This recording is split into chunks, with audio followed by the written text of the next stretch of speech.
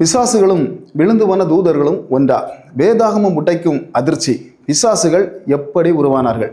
உடம்பை தேடி அலையும் பிசாசுகள். ஆதியாகமம் 6 ஒளிந்திருக்கும் ரகசியம்.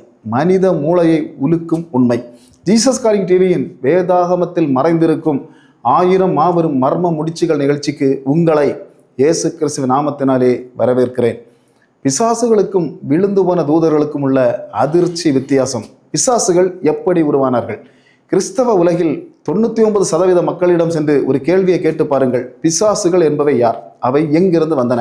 உடனடியாக அவர்கள் சொல்லும் பதில் இதுவாகத்தான் இருக்கும். லூசிஃபர் பரலோகத்திலிருந்து கீழே தள்ளப்பட்ட போது அவனோடு வந்த மாபெரும் கூட்டமான விழுந்து போன தூதர்கள். ஆனால் உங்கள் ஆவிக்குரிய அறிவை ஸ்தம்பிக்க வைக்கும் ஒரு ஆவிக்குரிய சட்டத்தின்படியும் பிசாசுகளும் விழுந்து போன தூதர்களும் ஒன்றல்ல. அவர்கள் இருவரும் இடையே பூமிக்கும் வானத்திற்கும் உள்ள அதிபயங்கரமான வித்தியாசம் இருக்கிறது. விழுந்து போன தூதர்களுக்கு சிறகுகள் உண்டு. அவர்களுக்கு ஒரு பிரம்மாண்டமான ஆவிக்குரிய உடல் உண்டு. ஆனால் பிசாசுகளுக்கு உடம்பே கிடையாது. அவை வெறும் அசுத்தாவிகள். அப்படி என்றால் உடம்பே இல்லாத இந்த பிசாசுகள் எங்கிருந்து உற்பத்தியாகின? லூசிஃபரோடு வந்தவர்கள் விழுந்து போன தூதர்கள் என்றால் இன்று மனிதர்களுக்குள் புகுந்து ஆட்டி படைக்கும் இந்த அசுத்தாவிகள் எப்படி உருவாகின? தேவன் உலகத்தை படைக்கும் போது பிசாசுகளை படைக்கவில்லையே, பின் எப்படி இவை வந்தன? இன்று எந்த ஒரு தொல்பொருள் ஆராய்ச்சியோ கட்டுக்கதையோ இல்லாமல் 100% பைபிள் வசனங்களை மட்டுமே வைத்து ஆதியாகமம் 6வது அதிகாரத்தில் ஒளிந்திருக்கும் பிசாசுகளின் பிறப்பு ரகசியத்தை நாம் உடைக்கப் போகிறோம். முதலில் விழுந்து போன தூதர்கள் யார் என்பதனை தெளிவாக புரிந்து கொள்ள வேண்டும். தேவன் பரலோகத்தை படைத்த போது கோடிக்கணக்கான தேவதூதர்களை படைத்தார். அவர்கள் அனைவரும் ஒரு மகிமையின் ஆவிக்குரிய சரீரம் கொடுக்கப்பட்டிருந்தது. எப்போது லூசிஃபர் தேவனுக்கு விரோதமாக கலகம் செய்தானோ அப்போது பரலோகத்தின் தூதர்களில் 1/3 பங்கினர் அவனோடு சேர்ந்து கீழே விழத்தள்ளப்பட்டார்கள். வெளிப்படுத்தின விசேஷம் 12:4 இதை சொல்லுகிறது.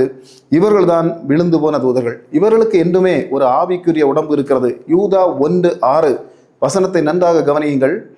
தங்கள் அதிமேன்மையை காத்து கொள்ளாமல் தங்களுக்குரிய வாசஸ்தலத்தை விட்ட தூதர்களை மகாநாளின் நியாய தீர்ப்புக்கென்று நித்திய சங்கிலிகளினாலே கட்டி அந்தகாரத்தில் அடைத்து வைத்திருக்கிறார். விழுந்து போன தூதர்கள் மனிதர்களை பிடித்து ஆட்டுவது இல்லை. அவர்கள் வான மண்டலங்களில் ஆளுகை செய்கிறார்கள் அல்லது பாதாளத்தில் சங்கிலிகளால் கட்டப்பட்டிருக்கிறார்கள். அவர்கள் ஒருபோதும் மனிதனுக்குள் புகுந்து எனக்கு இந்த உடம்பு வேண்டும் என்று கெஞ்சுவதில்லை. ஏனென்றால் அவர்களுக்கு தேவன் ஏற்கனவே ஒரு உடம்பை கொடுத்திருக்கிறார். அவர்கள் மனிதர்களை விட பல மடங்கு பிரம்மாண்டமானவர்கள். ஆனால் புதிய ஏற்பாட்டில் இயேசு கிறிஸ்து துரத்திய அந்த பிசாசுகளை கொஞ்சம் உற்று பாருங்கள். அவற்றின் கேரக்டர் முற்றிலும் வேறானது. மத்தேயு 12:43 இயேசு பிசாசுகளின் மாபெரும் பலவீனத்தை உடைக்கிறார். மத்தேயு 12:43 அசுத்த ஆவி ஒரு மனுஷனை விட்டு புறப்படும் போது வறண்ட இடங்களில் அலைந்து இளைப்பாறுதல் தேடியும் கண்டடையாமல் நான் விட்டு வந்த என் வீட்டுக்கு திரும்புவேன் என்று சொல்லி பார்த்தீர்களா? பிசாசுகளுக்கு சொந்தமாக உடம்பு கிடையாது. அவை வறண்ட இடங்களில் அலைந்து திரியும் அனாதை ஆவிகள். ஒரு மனிதனுடைய உடம்போ அல்லது ஒரு மிருகத்தின் உடம்போ இல்லாமல் அந்த பிசாசுகளால் பூமியில் நிம்மதியாக வாழவே முடியாது. அதனால்தான் லூக்கா 8வது அதிகாரத்தில் லேகியோன் என்ற பிசாசு இயேசு துரத்தும் போது அந்த பிசாசுகள் இயேசுவை பார்த்து பயந்து நடுங்கின, கெஞ்சின. என்ன கெஞ்சின என்பது தெரியுமா? ஆண்டவரே, எங்களை அதால பாதாளத்திற்குள் போக கட்டளையிடாதபடி அதோ அங்கே மேய்ந்து கொண்டிருக்கும் பன்றிகளுக்குள்ளாவது எங்களை போக அனுமதியும் என்று கெஞ்சின. ஒரு நிமிடம் நன்றாக மூளையை கசக்கி யோசித்து பாருங்கள். ஒரு காலத்தில் பரலோகத்தில் மகா பிரமாண்டமான இருந்த ஒரு தேவ தூதன் இப்போது ஒரு பன்றியின் உடம்பிற்குள் போக கெஞ்சுவானா? அப்படி என்றால் உடம்பே இல்லாத இந்த கேவலமான பிசாசுகள் யார்? இவற்றுக்கு ஏன் மனித உடலின் மீது அவ்வளவு ஆசை? இந்த மாபெரும் மர்மத்திற்கான விடை ஆதியாகமம் 6வது அதிகாரத்தில் மனித சரித்திரத்தின் தொடக்கத்தில் ஒளிந்து கிடக்கிறது. நோவாவின் காலத்திற்கு முன்பு இந்த விழுந்து போன தூதர்கள் பூமியில் ஒரு அதிபயங்கரமான பாவத்தை செய்தார்கள். ஆதியாகமம் 6வது அதிகாரம் 2-4 வசனங்கள். தேவகுமாரர் மனுஷ குமாரதிகளை அதிக சௌந்தரியமுள்ளவர்கள் என்று கண்டு அவர்களுக்குள்ளே தங்களுக்கு பெண்களை தெரிந்து கொண்டார்கள். தேவகுமாரர் மனுஷர்களுடைய சேரும்போது அவர்களுக்கு பிள்ளைகளை பெறும்போது இவர்களே பூர்வ காலத்தில் பெயர் பெற்ற மனுஷராகிய பலசாலிகள் ஆனார்கள் என்று சொல்லுகிறது. இங்கே தேவகுமாரர்கள் என்பது விழுந்து போன தேவதூதர்கள். அவர்கள் பூமியில் வந்து மனித பெண்களோடு உறவு கொண்டார்கள்.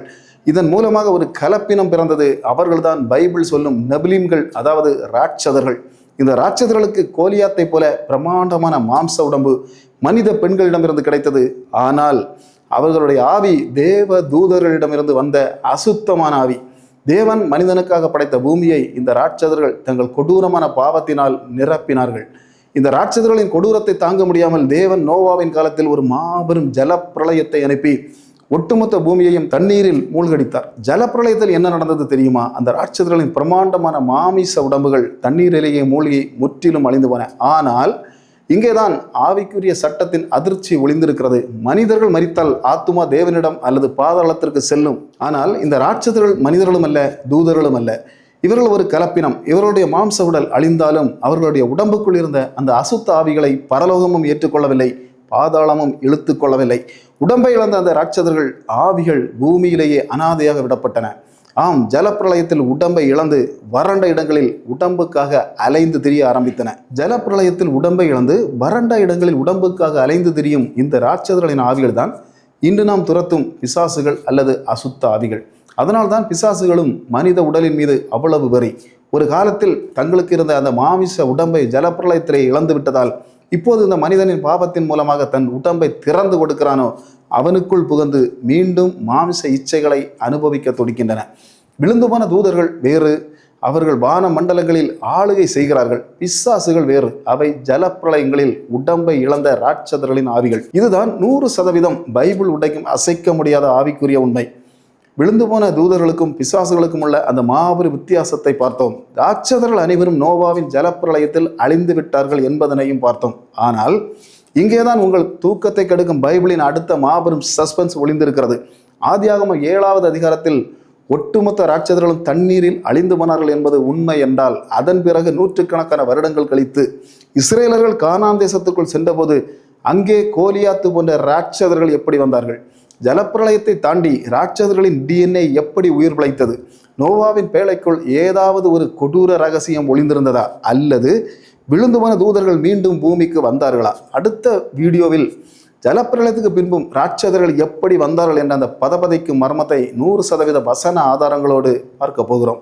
இது உங்களை அதிர வைக்கும். தொடர்ந்து காத்திருங்கள். மகாராஜனும் மகாதேவனுமாகிய இயேசு கிறிஸ்து சீக்கிரம் வருகிறார். மாரநாதா, இயேசுவே வாரும். ஆமேன். கர்த்தர் உங்களை ஆசீர்வதிப்பாராக. ஆமேன், ஆமேன்.